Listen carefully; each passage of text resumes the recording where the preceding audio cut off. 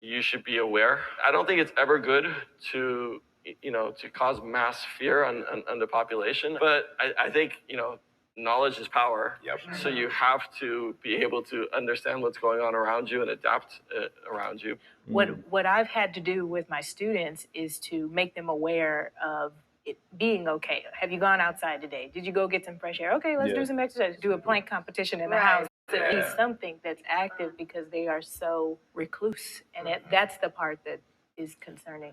Within the first few weeks, she strikes me as such an empathetic person, which is good. One of my doctors asked me to see a patient. She'd been into the emergency room 3 times within a week. She was convinced she had COVID. And she had some of the symptoms. She had chest tightness, shortness of breath. And they were going to do a 4th test. Her 3 previous ones were all negative. So I walked in, and I'm like, do you have any kids? She's like, yeah, I have a 10-month-old, but he's fine. Don't worry about him. I'm like, what do you mean he's fine? Don't worry about him. She's like, I use Clorox. I just make sure that this virus doesn't come anywhere around. I'm like, what about with your groceries? She's like, my groceries, I use bleach on them. Oh, no. I told her, I'm like, I looked at your CAT scan. You don't have COVID, but you have a chemical pneumonitis. Yes.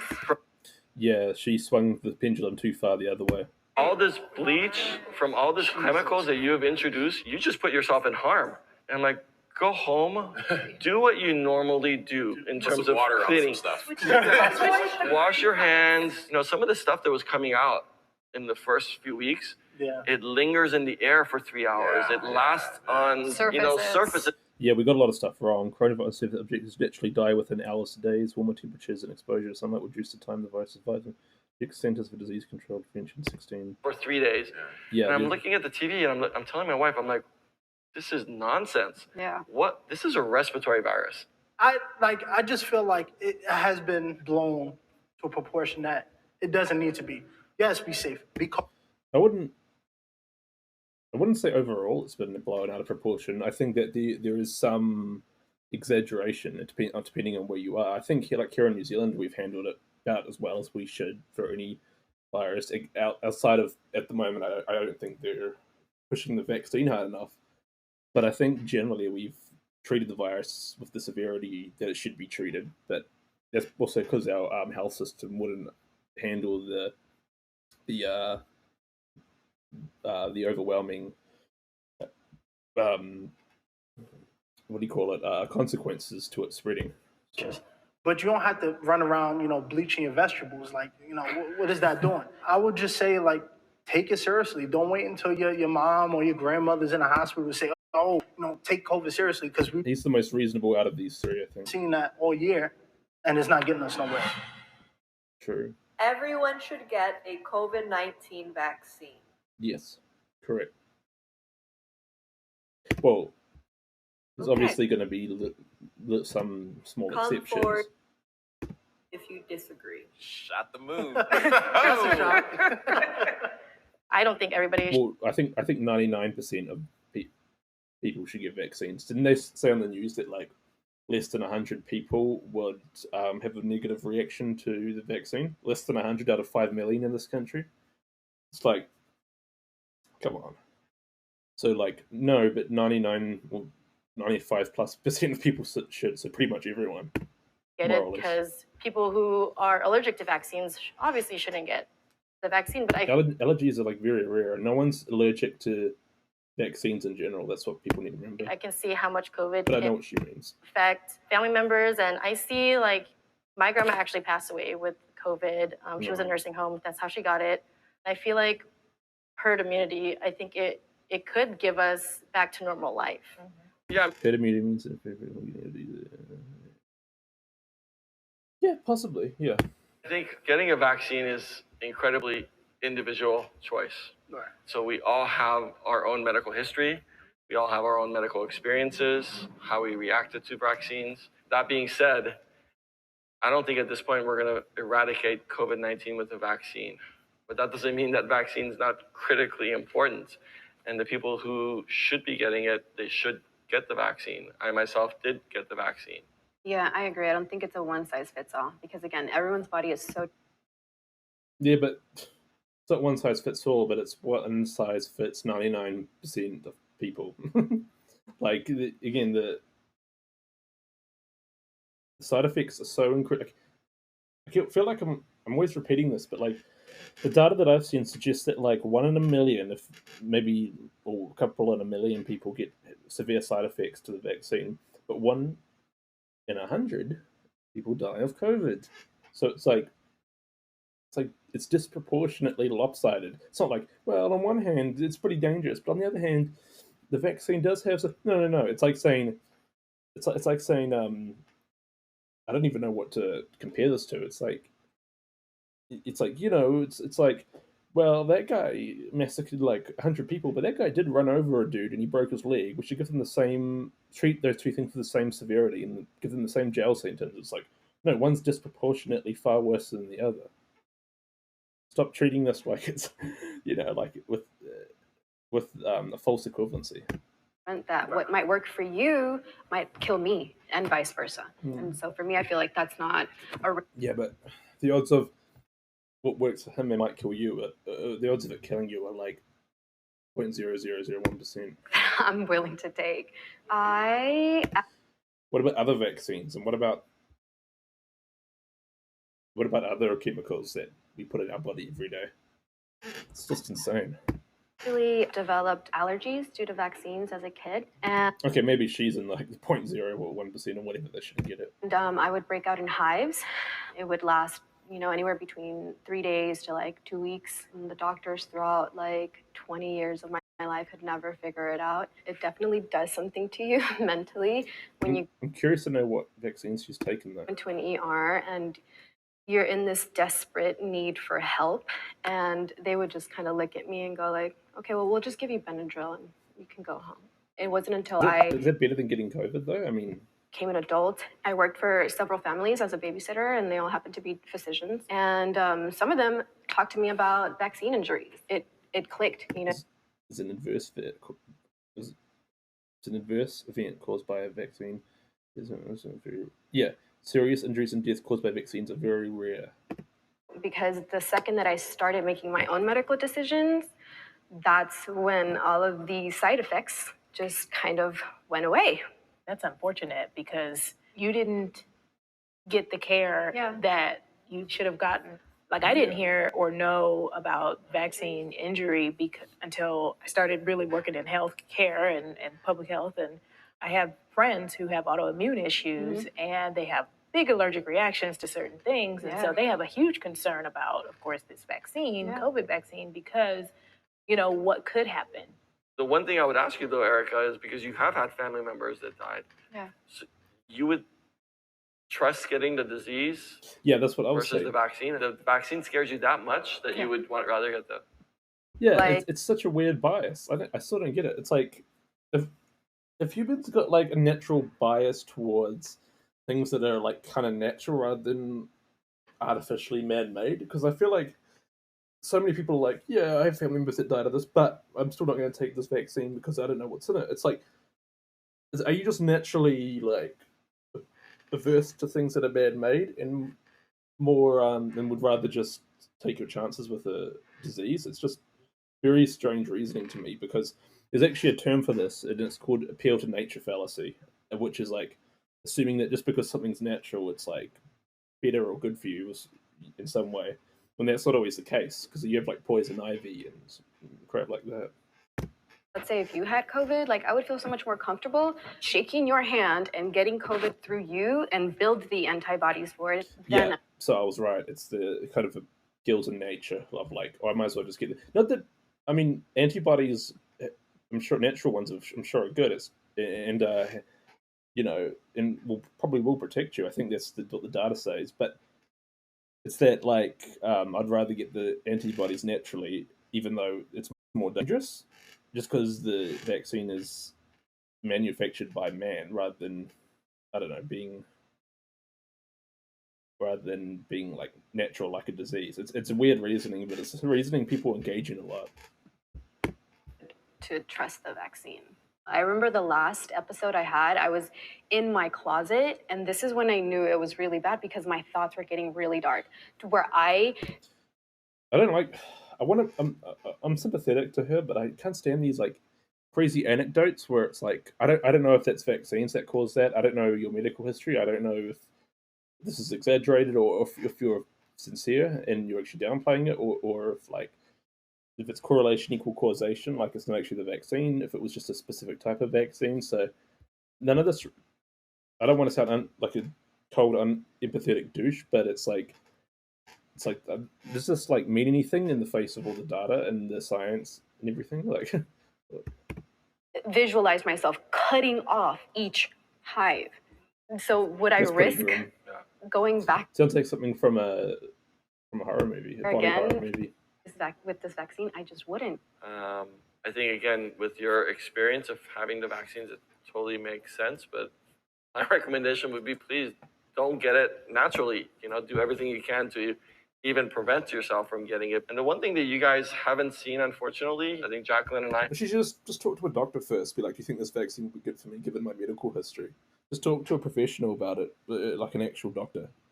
That's what she should do, I think. But that's just me personally. Seen it. The death that comes with COVID, it's not a romantic death. It's not noble. No. It's a miserable, gruesome death. You're basically drowning on your own fluid, and your loved ones can't even see you because you're infected. It's just horrible. Do, not for hours, but for days and weeks, is to sit there and tell every single person that comes into your room, help me, I can't breathe, for weeks and weeks. This virus pushes you so far beyond your limit that you give up. You give up on the one thing that I can't give you medication for. Hope. You give up hope. And your soul gives up the will to live, the will to fight. And I think that's the hardest part to explain to people, that yes, you guys are young, but the problem is this virus needs you to spread. And when it spreads, it lands on someone. That's true, but some of this is old science, I think, because the vaccine, you can still spread it. It just stops you from getting seriously sick. But it makes it less likely, I believe, that you will spread it because I think it reduces the viral load when you get the disease, and the lower your viral load, I think generally, but not always, I think that you're less likely to spread it. That's what I've heard anyway. But yeah, but he's right about like herd immunity. Daniel, who at 59 loses his life and doesn't get to attend his daughter's wedding, doesn't get to walk her down the aisle. He lands on someone, Evaristo, who's a 61-year-old guy, healthy. His only problem was he went to work at Whole Foods and he checked people's Are these temperature. real people, or is he just being really creative with his hypotheticals? And when he finally died, his thigh was the size of my wrist. No matter what I did, I couldn't stop it. Oh, these I are real couldn't help people. him. Sad. And I've had patients where they had it, and they're like, "Well, I had it. It wasn't bad." And they went to see their relative, and their relative ends up, on life support. So yeah.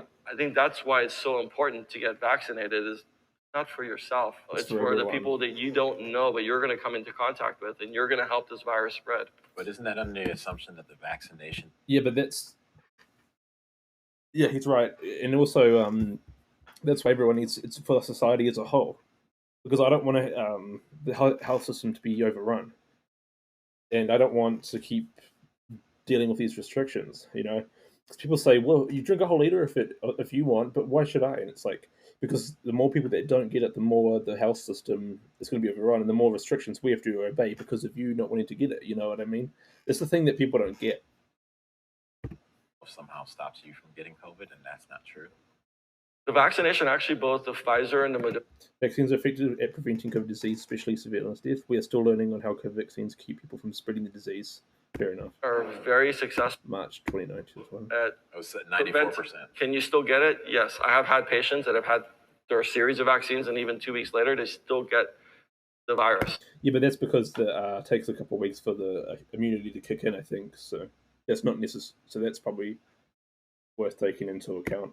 But even when you get it, it's not as severe. You don't need to get hospitalized. And again, if we can break the cycle where there's less people for this virus to spread, that's what we're looking for in the vaccination. So I guess with me on that, if we're talking about the mortality rate is 0.3%, 0.03%. It's not.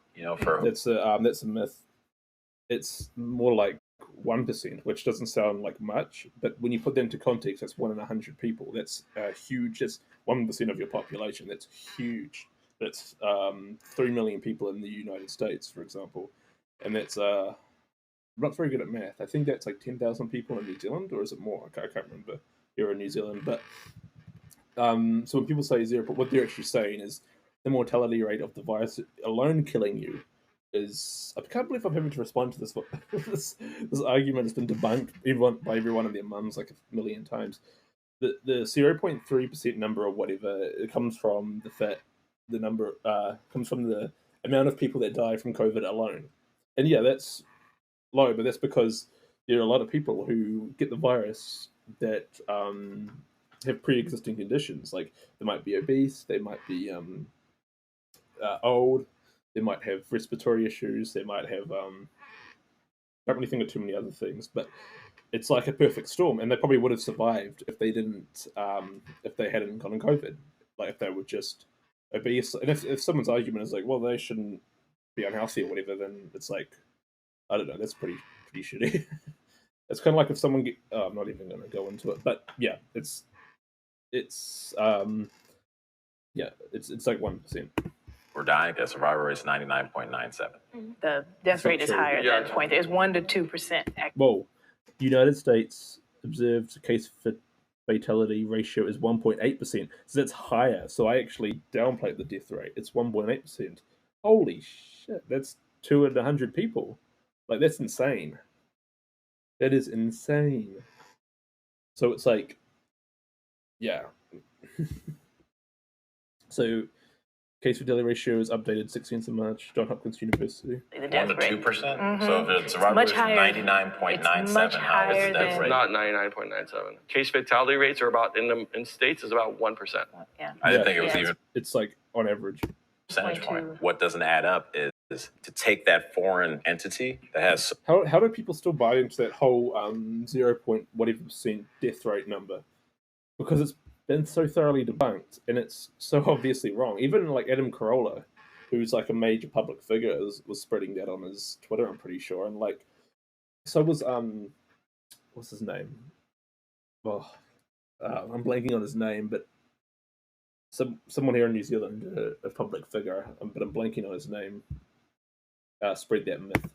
the other thing Total myth. that can affect my body in a negative way that I don't need to put in myself. For what I'm looking at is the percentage of those that when they But it's not that low. Like they just told you. do get it, this is who may go. So I see COVID patients every day at work. Surviving is different from thriving. I see patients all the time that can't even breathe on their own. The rest of their life, they have Most people with COVID experience mild symptoms of moderate illness. Approximately 10 to 15 of cases progress to severe disease, and about 5% become critically ill. 5% is a lot. That's is that 1 in 20 people? Yeah, I'm pretty sure that's 1 in 20 people. That's insane. That's Yeah. why the health systems become so overwhelmed.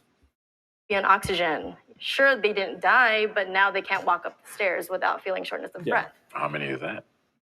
It's about still- 30%.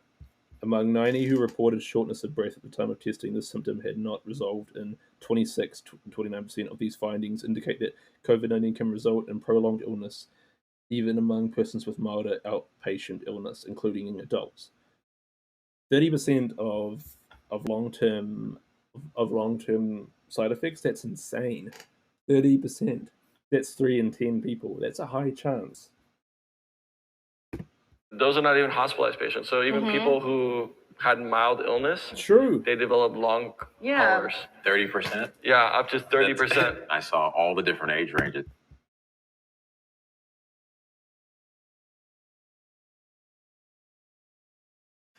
%30%, is that it? That's a high number, man. Is that it? What do you mean that it? That's a high number. Why would you write that off? I'm gonna change the camera a little bit, it's crooked. Why would you downplay that? 30? This is what I mean when people can't always think in like, I don't know. Do the math, that's insane. 30%. You mean is that it? Come on. My house and nobody has anything after. Affects She said, people in different ways. Yeah, but that's again, he's using his anecdotal experience. to used to explain a phenomenon phenomenon phenomenon that that's affecting the entire globe. It's insane. Exactly. And I mean, it's not to take away like, man, that's terrible. But what it can do adversely to me and to others, it's going to be impossible to approach it from your perspective because I'm not seeing those patients, right? All the things you guys are saying, I don't believe is false at all. Right. That's your experience. Right. But I also know it's like I told you, I'm going out week in and week out, seeing those old people for 6-7 months, and we're laughing, partying, dancing together consistently. I can't just shut that off and go, well, the Times said this, and then CNN said this, and only the people in the front lines right when those are. But it's about more than just personal experience. That's what he doesn't get. Is that we're talking about trends in like, yeah. So just to say, well, that's your personal experience. It's like, no, that's the statistics. Like you could have never had you could have never had a single bad experience with COVID and still look at the statistics and recognize that it's got a high death rate and that hospitals are overwhelmed and and that it has all this negative stuff. It's just that's the statistics. Are you reacting to vids? Hey, what's the name? Marshjet.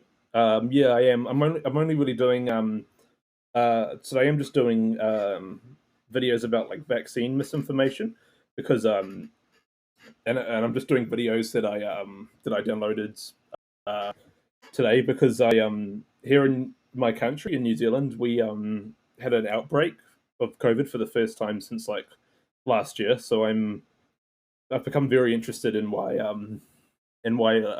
people are hesitant to get vaccinated, and I'm just investigating that by reacting to videos at the moment. Yeah.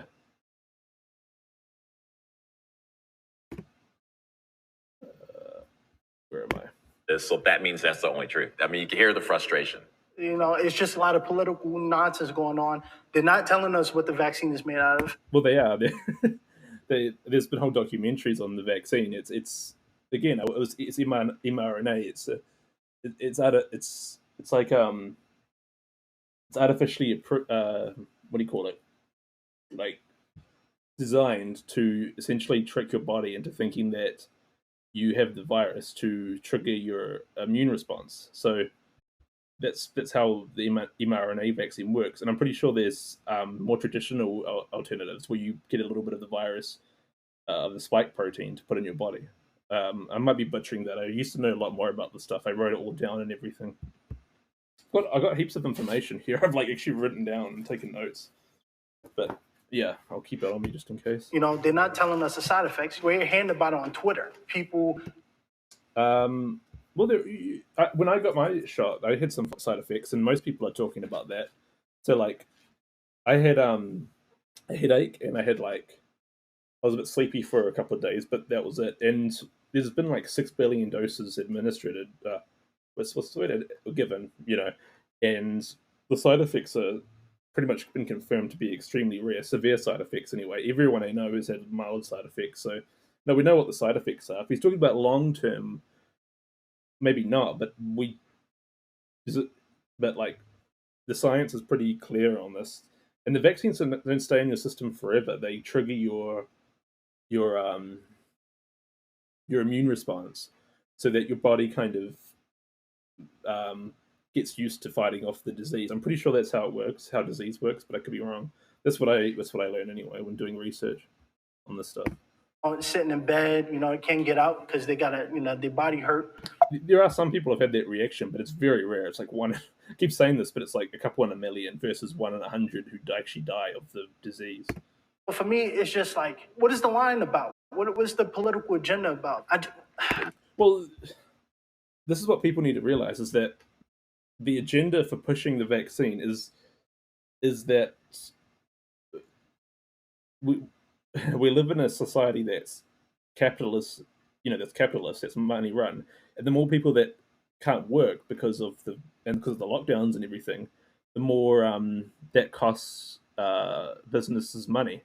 So there's a financial incentive to to what do you call it? To get people vaccinated so they can get back to work and they can get like here in New Zealand, our tourism industry has taken a massive beating, like down like less than 50% capacity because of the virus. So we have a huge financial incentive to get people vaccinated and get the world vaccinated so we can start, getting our tourist jobs back. I mean, I want to, go to the South Island in the summer, hopefully. That's why I want everyone to get vaccinated so I can go without restrictions, hopefully. But my battery is low. I just got to unplug my camera and just plug in my other camera real quick. Won't be a minute. Just gameplay. Just got to change my camera real quick.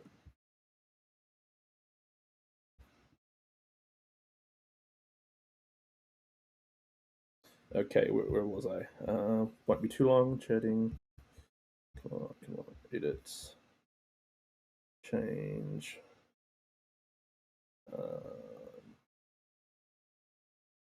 Cool. Watch. Change.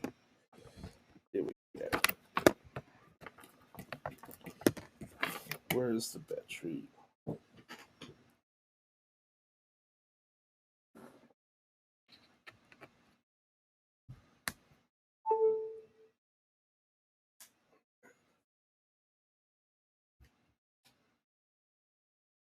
How's that looking? There we go. I think that's looking a bit better. Hang on a sec. There we go. I think that looks a bit better. Where was I? Not trust. Yeah, no, I hear you. You know? I hear you. And I think what's always attracted me to medicine, you have to make your decisions based on facts. Yep. Not fear, not speculation. That was that wasn't a subtle jab, but that was his way of saying like your personal experience is mostly pretty irrelevant when you are studying medicine or anything in the medical field. Not political science, agendas. But the truth of it was when this started in March, a lot of my friends started asking me because they said, "Oh, there's going to be a vaccine," and I'm like, "It's going to be a vaccine. It's going to take at least 2 years." Yep. The earliest that we had developed a vaccine before was 4 years. But then in the summertime, it actually went through phase 1 and phase 2. And then it's because they had the phases. They had the developmental phases going at the same time to save time. This is again what people don't get is they fundamentally restructured the process of creating a vaccine to make it go faster, so that it wasn't rushed. It was restructured to make it come out quicker, again because of the financial incentive. Then just started getting phase 3. And the reason why he was actually able to get done within a year period is because, one, they cut all the red tape because there's a lot of bureaucracy. But then there was also a tremendous amount of collaboration. Right. There was like literally hundreds of labs, facilities working on the vaccine at once, or a contestant for a vaccine. There's this is a little bit glitchy, this camera, a little bit out of a little bit out of sync. Wait, yeah, it's a little bit out of sync, but it could be worse. I wonder what will help with that. Oh, I have to get out of Chrome, and hopefully that helps. How does that look? Yeah, that looks a bit better, I think. Anyway. In countries, so I posted when I got my vaccine in December. And some of my friends called me and they're like, "You said it wasn't going to be available. And you said also, when it becomes available, you're going to wait 6 months to get it. What made you change your mind?" I said, "Listen, over this past year, I have seen what this virus can do to people." The reason why you don't know the side effects. This is what's cool about I don't know, but not to sound pretentious, but with like science in general, is that like, and with like the way this guy thinks, is that he's willing to admit when he's wrong. You know what I mean? Like he's like, because originally I thought that as well, but then when I when new information came to light about how they're developing a vaccine, then he went, "Oh well, I was wrong." And this is the thing with this virus, is that the information's always evolving because it's such a new thing and it's like a different beast.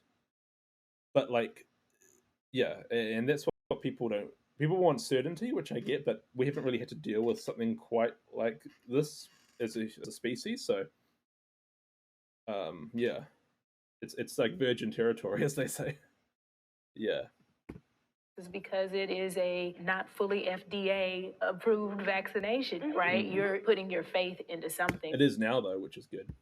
Because you know and have trusted a variety of other vaccinations over the course of the years. And you know and you trust the steps and the stages that these different companies went through in order to eliminate a virus that is running rampant over the world. I think one of the things that really hasn't been publicized. Yeah, people they get scared of change, I guess, and when a vaccine comes out that's different to how we've traditionally done vaccines, people just have a knee-jerk reaction, which I actually do understand. It's just yeah, like I don't get mad at people who are like, I don't get this, because even I was a little bit like that.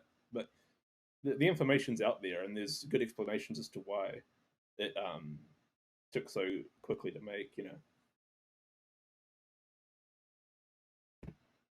Is the quote-unquote side effects. The vaccine, the Pfizer and the Moderna, are 2 shots. Yeah. So the first shot is just to get your immune system kind of used to it, and the second shot is a booster. So the symptoms that you get, the headache, the body aches, the low-grade fever, that's actually not a side effect. That's your immune system working, and they go away. I understand that you had a horrible response and it was much more severe, but for the vast majority of people, we've already vaccinated over 100 million people across the globe. So I think if there was anything more serious, it would have come out. Well, then I'm sure everyone's seen videos, and there are people who are saying, I'm a nurse, I did this, now the side of their face is flat, or they're shaking all day. When you see and you look up and you're online and that information, that stuff gets censored and taken off YouTube, taken off Instagram, taken off Facebook. It raises that. If you look at like Tuskegee experiment, they sat there and shot up a bunch of black men with tuberculosis or with syphilis. Sorry, they didn't say anything, and they've been doing this consistently. We can talk about like smallpox blankets, right? And it's like we've seen what they've done, and then when you see people get censored for having a different opinion on this stuff over the last 10 months, it makes it that much harder. It's because when people see like single anecdotal examples of people having a potentially maybe bad reaction to a vaccine. I mean, there's not even I'm not even sure if there's a link to that nurse and the vaccine.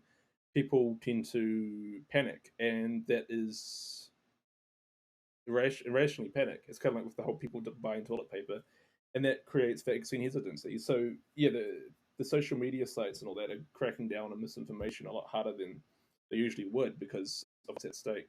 I'm not even defending it necessarily. I'm just saying it's not some conspiracy. It's pretty obvious why those videos get taken down, That when they say take the vaccination, I'd be damned to listen to them. I'm not saying you're a liar. I'm not saying you're a liar, but I'm like, you're also saying the same thing. The same people who I've seen show us get shot on TV like it's a sport. Right. Like, what is that doing to the psyche of our country? It's still coming. Yeah, that's true, I guess. From these people or from a group that you don't have confidence in them. And I think that's the biggest issue is the lack of transparency and trust, right? I don't think they're doing it anymore, but remember they came out and it was like, oh, we'll pay people $1,500 to take the vaccine. But isn't this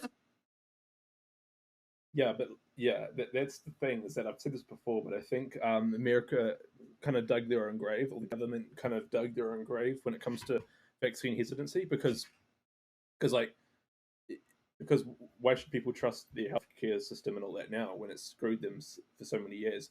But that being said, people should still get the vaccine. It's just, I guess people are naturally suspicious. The Young Turk said this, and yeah. Hey, how's it going? Just Alex 99 or 999. But anyway, yeah. same government that every time we need a stimulus check, they can't come up with a deal, but they're willing to pay for it. It just looks fishy. It smells fishy. They're not telling us anything. Yeah, it's a two-edged sword when people when it comes to censorship and all that, is if you allow like misinformation to spread too much, then people they don't want to take the vaccine because of the misinformation. But if you censor it, then people think there's a conspiracy because they're getting censored. It's like a two-edged sword. It's hard to know what to do, which is why I make videos and streams like this, because it's like I want to respond to a lot of misinformation and all that. But yeah, I ask you a question. So let's say everybody got the vaccine. What happens? Do we just go back to work? Go back? pretty much. I mean, that's what happened in Denmark. Not always, although in Singapore, it's not really the case. But in Denmark, if you like discussion type videos, you should watch Stephen Crowder's Change My Mind videos. Oh yeah, I have watched some of Stephen Crowder stuff. I don't really agree with him on everything, but I like his I actually enjoy the Change My Minds stuff. But yeah, I've downloaded a bunch of videos and I'm basically just responding to them now. But yeah, that Change My Mind segment is quite entertaining, actually. Yeah. Gyms, go back to school. But yeah, I enjoy this like topical type stuff. It's quite cool. Part of the reason, just Alex, part of the reason why I'm so like invested in this subject is because I here in New Zealand, I don't know where you're from, but we just had an outbreak of the COVID for the first time since 2020 because we stamped it out originally. We were one of the only countries that had 0 cases, but we've had another outbreak from Australia. So now we're trying to get people vaccinated, and I've noticed just a lot of vaccine hesitancy. So I'm just investigating kind of why people, are hesitant, and yeah, just trying to like respond to it, and because I'm kind of hope because like there's a big push in our country to, I think there's 70 people have had 1 dose, and there's a big push right now to get 95% of the population vaccinated. Damn New Zealander, I gotta leave. Fair enough. Where are you from?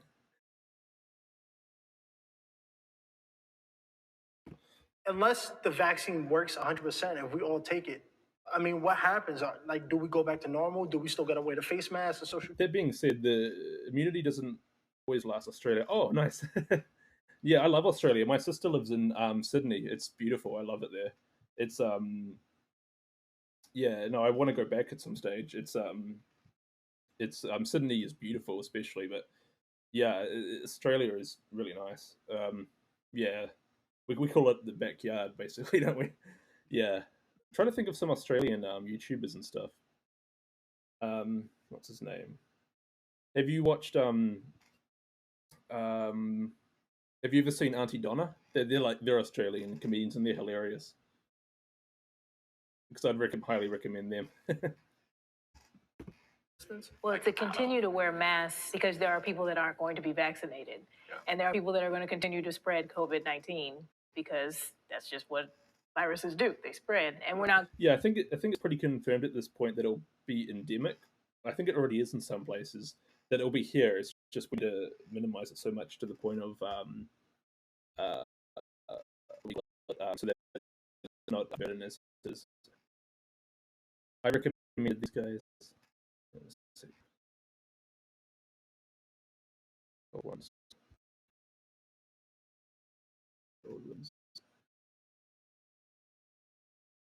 Are they Australian, are they, or these guys?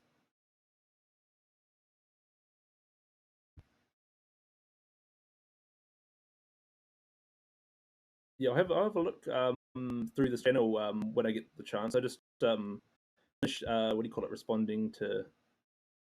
I think I might have watched some of these guys before. I could be wrong though. I'll definitely check out these guys at some later on after I've gone through these videos. Yeah, they're Australian. They're really funny. Oh, cool. Yeah. Are you talking about Auntie Donna or the cold ones?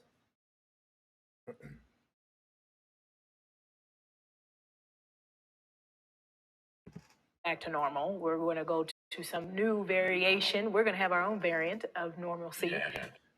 Yeah, although I keep saying this, but in Denmark, they've pretty much gone back to normal after being 80% vaxxed. Although that being said, they might not last, but for now it's good.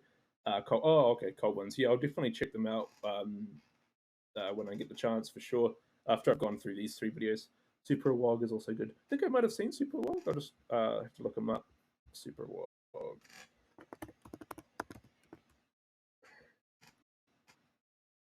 Oh yeah, I've seen this guy before. Yeah, he's pretty funny. Yeah. Oh, that's a series. Or is it a series? That guy's face looks familiar. Someone showed him to me. I can't remember who. Yeah, his face really rings a bell on the channel.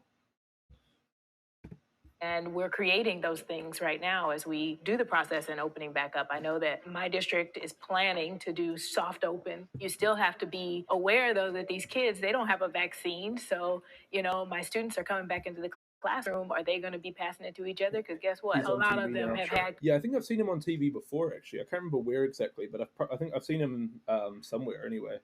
Yeah, no, he's pretty funny, isn't he? COVID over this break. You asked a really good question. This is like, if everyone in America gets vaccinated, does things go back to normal? I think the honest truth is we don't know what's going to happen in 6 months. Although this is from months ago, and I think the examples we have seen, like in Denmark and all that, they Denmark's the only example I can think of, but they're pretty much gone back to normal for now anyway. And besides their borders, they've pretty much lifted all restrictions. And I think Iceland is the same, and I think there's a couple of other places I can't really think of. Israel were for a while, but then they lagged, and then they had a bit of an outbreak. So I'm hoping New Zealand will be like the next Denmark, hopefully, because we don't have the hospital capacity to deal with high cases and all that. When the mortality rate is like 1 to 2%, maybe a little bit lower. What if the variants come up to 10%, 15%? Now that's a game changer. What if it gets to be like Ebola, where it kills 40% of the people? This virus is just so tricky, so elusive. It just changes so much. But we've got way more data on the vaccine since this point, so that's good. An evolving pandemic. It's like nothing that we had ever seen before. I think they should just be honest. Yeah. As opposed to saying, well, this is what you need to do so we can. This is the two-edged sword, though, is that like it's important to say I don't know when you don't know something, but we live in kind of a society where people see that as a weakness. They're like, oh, well, then why should I do it then, or what? But I think that I think the best answer to that is like it's a really good start to getting rid of the virus and to preventing death and to getting back to some form of normality, normality, I should say. I think that's the best way to. I think that's the best way to pitch like the vaccine rather than just saying like, "Oh, just take it. We don't know." It's like, no, the overwhelming odds are that it will be better than things will be better than what they are now. That's what people don't really forget is that even if the vaccine isn't 100% effective, and even if the immunization or whatever wanes after like 6 months or whatever it is, if everyone took it now, what have we got to lose? Or like most people take it now, it'll be better than if we don't. I think because it will reduce deaths, it will lift restrictions, it will stop the hospitals from being overrun, and that's not 100% guarantee, but it's like all the evidence seems to be pointing in that direction, and that's kind of what people need to get. It's just about making the best of a horrible situation at the end of the day. Just be honest. Yeah, he's right. The COVID-19 restrictions have been necessary. This is a tough one because I would say yes, but there's lots of room for yeah. I mean, I guess. Uh-huh. Peer pressure, huh? I think it has been necessary. When we look at how it's passed around, right? The gym. I love the gym. I used to live in the gym. And I know there's a chance that people don't wipe off after their equipment. People don't wash their hands in the bathroom. That's a huge problem. I go to the gym and that's a problem people deal with. That's definitely a problem that people engage in. I think restrictions have been necessary because if we didn't close down, people would still be at the beaches having a good old time. We needed some type of structure to make us do it because if the government just said, it's up to you to stay home, people don't even do it now. And I mean, if we get another shutdown, it might be necessary, who knows? But I think for the time being, it has helped to slow the spread of COVID. In regards to the shutdown for my students, it's put them into a whole other state of mind, actually, in terms of their ability to communicate with people and with each other. It was like something had triggered because they were doing okay before, and then all of a sudden, they just shut down.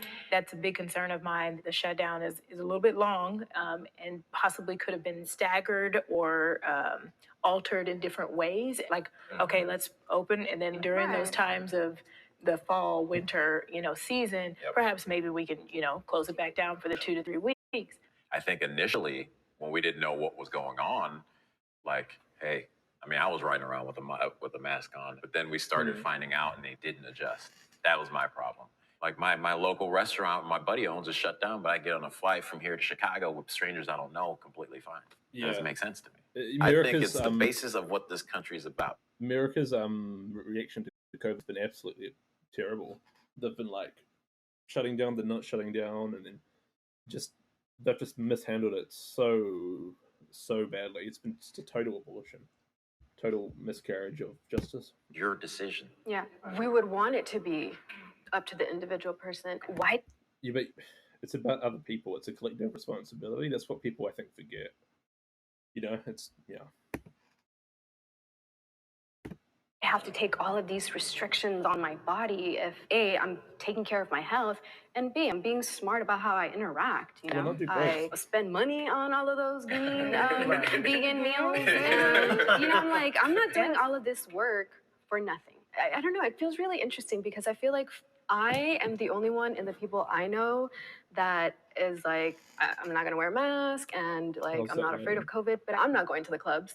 You know what I mean? Right. And I feel like sometimes when we think of people that don't wear masks, you just assume that they're out there throwing parties, but it's like, right. Do you know what I mean? So I feel like sometimes we're generalizing and throwing people into these boxes and then making these big assumptions. Then that creates this sense of fear, because then I'm going to be thinking like, well, you have it and you have it and you have it because you're not wearing a mask. I think the issue I'm having is I'm not trying to label As long as people are taking precautions like social distancing or whatever. all non-mask wearers as just criminals and they should be locked up. But I remember Bow Wow had a concert in Atlanta a couple weeks ago, and you see videos and pictures of people just, I mean, Wow. it just smells hot. All those people in that club packed together like sardines. Somebody has COVID. They either pass it along or they take it home. You see, like that Yeah, whole that's a thing, super like spreader. I can't get on board with that because it's all Well, still it's right. based on fear. It's Yeah. also based on like, well, because you said you saw the party, that means that somebody got sick, and I'm like, I'm seeing. People keep saying that, but that's because we should be scared. It's a pretty nasty virus, you know. The fear is justified, I guess. People that bought in like 100% then come out and then something happens and it's like, well, you were locked up, you weren't getting sun, you weren't doing things, you weren't interacting. Like, that blows my mind. That made us weaker. That's not the I'm not- case with the yeah. lockdown. No. Lockdowns have done worse in the cities and in the states than the ones that have less lockdowns. But then we had a third wave Yeah, that but that's was because- way worse Here- because here- that was Yeah, because everyone's squashed together like sardines in the city, isn't it? Like a I would assume lockdown. that's the Restaurants reason were why. open. I know because I wasn't there, but friends were inviting me to go, let's go out and eat. And then their third wave came, and that's when the shutdown happened in November. And so I don't agree with the lockdowns create more viruses. They actually stop them because obviously we're not course they do. seeing. It doesn't add up. You saw the numbers Yes, it drop does. in the hospitals as that shutdown happened. Like I live in a country where we stamped out the virus completely because of lockdowns. So they work, trust me. And that's why we're back in this whole open up again. Yeah, so I believe the lockdown was really necessary. I think the first wave, it was kind of controlled. We only had one medical surgical floor that had COVID. And then the third surge with Halloween, Christmas, New Year's, we had 4 floors that were all for COVID. So people were just laying in a room bagged up because the morgue is full. And that's taking away a potential bed for another patient. Yeah, I mean, I think the lockdown we had in March and April was a strict lockdown. You would No see one- 4 cars in the 101. That was LA. You could drive Yeah. around. That was. No fun. I traffic, mean, that that was was not extended much. for a couple of months, and I think we all agreed that was a little too long. But we didn't really have those types of lockdowns again. I remember vividly coming home before Thanksgiving and telling my wife, I'm like, this is going to get really bad. She's like, what are you talking about? I'm like, I just drove on the 101, and it was in rush hour traffic. It felt like last year before, it felt like no one really believes that there's this pandemic again. Within a 3-week span, we went from 15 to 20 to 120 patients with COVID. And unfortunately, you know, it cost a lot of lives. We lost 10,000 people in LA County from March to December 31st. In 2021, we've lost another 37,000.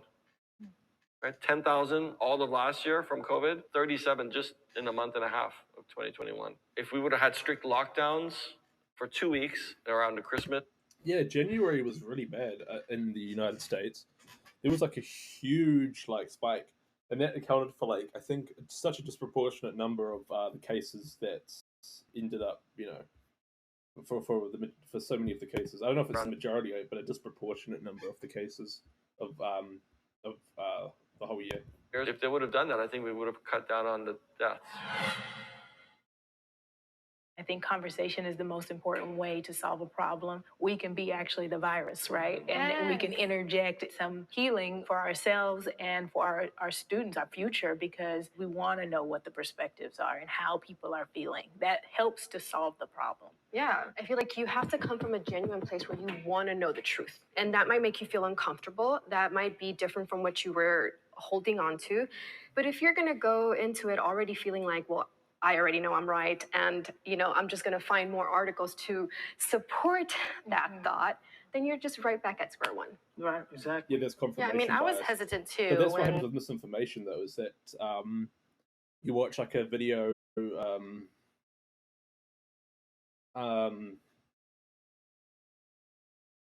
watch a video by by somebody who flirts with COVID misinformation, then you get recommended another COVID misinfo video. Then eventually you get recommended like Alex Jones tier insanity, and that's why people buy into misinformation so it's like so convoluted, because it's like different types of misinfo. There's like, oh, I heard that there might be side effects, or I heard blah blah blah. There's like things people hear, or like, oh, I heard that I know a person that might have died because of after getting the vaccine, even though there potentially isn't a link. But then there's that. But then there's also like Alex Jones tier conspiracy stuff, which is like it's a pandemic, Bill Gates. This all ties in with the JQ whatever anti-Semitic crap, and then there's like something about aborted fetuses being in the vaccine, and then there's like all of this there's a whole lore that like when you're trying to do what I'm doing right now, it's very frustrating when people pull out these like random bits of information out their ass, and they're like, because you don't know how to refute it because it's so so niche and so deep in the web, and that's why I have a bit of a trouble. I've always had trouble with the concept of censorship when it comes to this kind of stuff, because if you just like bury people under the rug and then just pretend that it exists and just say like and just have sanitized and incorporated proved information, then people grow, like then the divide grows greater. So videos like this are actually quite handy, but even though they create a bit of a false equivalence between the who's right and who's wrong. But I think the handy thing about videos like this is you get an idea of why people believe what they do. So, and I'm glad there are videos like this. That way, I can sit here and go through them and pick them apart. You know what I mean? I got offered to get the vaccine at my hospital. They're like, okay, here's a sign-up sheet. Do you want to get the vaccine, yes or no? I'm like, well, I don't know what's in it. I don't know how is it administered. So I had to do my own research. And for me, I thought me getting the vaccine benefited me more. Like, I'd rather get a headache than have some other COVID-19 effect. That's what I said. Yeah. And for me, coming into this conversation, right? I think this guy's pretty this guy is not too unreasonable and is probably the most like reasonable person here. I think he's most open to having his mind changed out of any of those three people on this kind of skeptic side of the argument. I was skeptical of the vaccine, but I came into it to see what else can I learn, because I think as people, all So we that's a could good approach. do is sit back, take a deep breath, and look at each other and say, how can we do better? What can we learn? Get out of your box. Yeah, he's coming into this discussion good faith with his. Because if we don't, we're going to be I stuck. feel like this guy here is a bit more. I think he's probably good faith, but I think he might be a little bit more stubborn in his beliefs, and I think she might be as well. He's the most good faith person here in terms of having his mind potentially changed. This situation forever. It's going to be terrible, man. It's going to be terrible. This is what's important. I'd rather talk to you. Yeah. I'd rather talk to you, which That's opens it up. Maybe just a little bit more than it would have, right? But it opens it up. This is the key. This has always been the key. Yeah. This is the answer. So we can do this together, folks. I really believe it. There's no combination of words or phrases that I can tell you guys which would give you an accurate picture of the amount of human misery and grief and suffering that we have witnessed in the Yeah. past year, but specifically the past. He's in a situation where he's in the unique position of knowing the facts and the statistics from a external perspective, and being in the midst of it, being working in the medical field. So that's why he's one of the most well-informed people to talk to on this, you know. But I'm going to stay an optimist, and I'm going to hope that we're going to get over this pandemic. We're going to come together. At the end of all this, we live on one planet. Yep. And what happens in Wuhan, China, will affect you whether you live in Wichita, Kansas, or Washington, D.C. So my hope is that we can come together and stop looking out for ourselves, but look out for everyone else. Yeah, man. Are we allowed to shake hands? Are we allowed to hug? On my elbow. It's up to whoever Negative, else, right? but I'm here. Yeah, they all post their Don't touch me. Elbows. Man. Yeah, I mean, if some of those people are vaccinated anyways, might as well.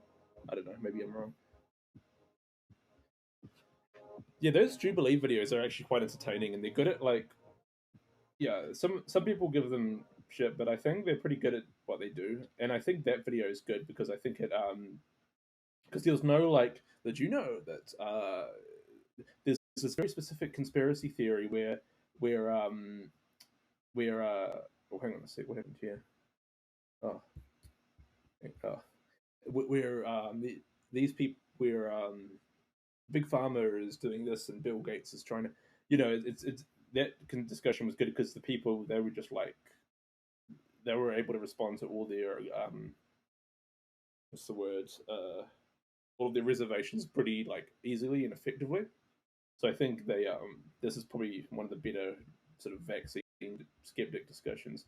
What else have we got here? mRNA vaccines explained. Hang on a sec.